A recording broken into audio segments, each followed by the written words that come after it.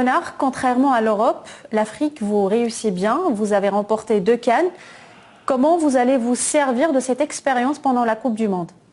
Déjà, c'est un honneur de représenter le Maroc à la Coupe du Monde. Je pense que c'est quelque chose d'exceptionnel.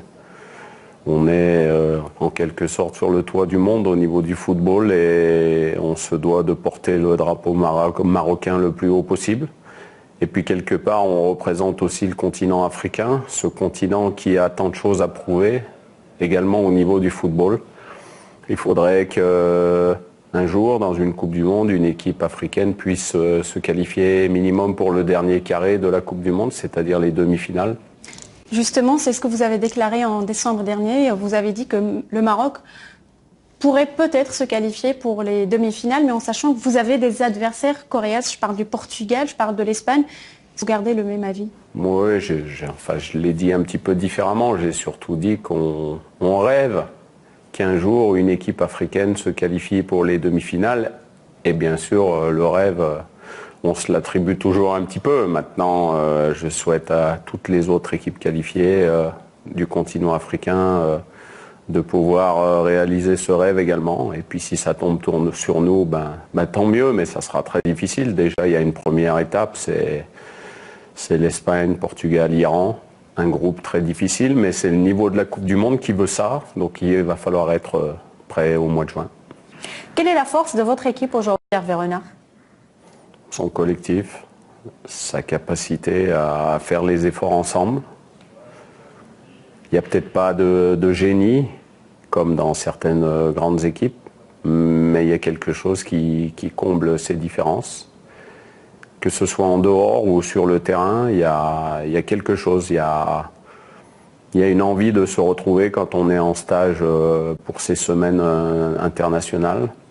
Ça dure 10 jours, mais on a tous plaisir à revenir. Et je vois des joueurs qui parfois ont une petite blessure, mais qui insistent pour rester un petit peu.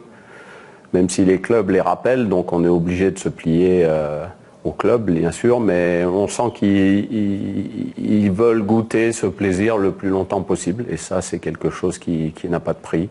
C'est quelque chose qui se fabrique, c'est quelque chose qui est difficilement palpable, mais qu'on voit se transpirer. Donc ça, c'est très important pour un entraîneur. Et on l'a remarqué depuis votre arrivée à la tête de cette équipe.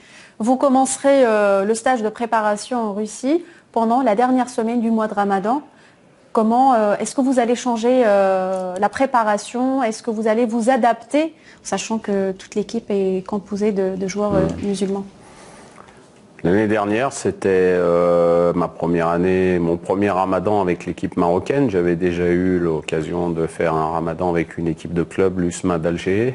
Ça s'était beaucoup mieux passé que l'année dernière. L'année dernière, on peut dire que ça a été la période la plus catastrophique depuis que je suis au Maroc. On a mal géré. Il va falloir gérer ça beaucoup mieux. On a mal géré au niveau du staff, on a mal géré dans la façon de s'organiser, on a mal géré au niveau des joueurs. Donc il va falloir être meilleur. Est-ce que parmi les 28 joueurs sélectionnés qui ont été convoqués pour cette préparation se trouvent les 23 qui iront au mondial? On ne va pas se le cacher, de toute façon il y a une grande majorité de ceux qui vont aller au mondial qui sont là. Maintenant, je ne peux pas vous le dire exactement. Il y aura une liste de 35 noms à donner le 14 mai. Ensuite, la liste finale le 4 juin, les derniers 23. Donc voilà, vous savez, vous êtes toujours tributaire de blessures, de méformes, de petits problèmes qui puissent intervenir. La majorité sont là, ça c'est certain. On ne va pas tout changer alors que ça fonctionne bien. C'est tellement difficile à reconstruire. Donc voilà, et puis il y en a quelques-uns qui doivent prouver pour... Sur la révélation du CHAN que le Maroc a gagné récemment à Ayoub El Kaabi, que vous avez sélectionné pour cette préparation?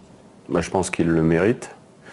Il a fait un championnat d'Afrique remarquable avec une équipe qui a réussi à gagner le tournoi, qui a été très performante. Je les en félicite. J'ai été très...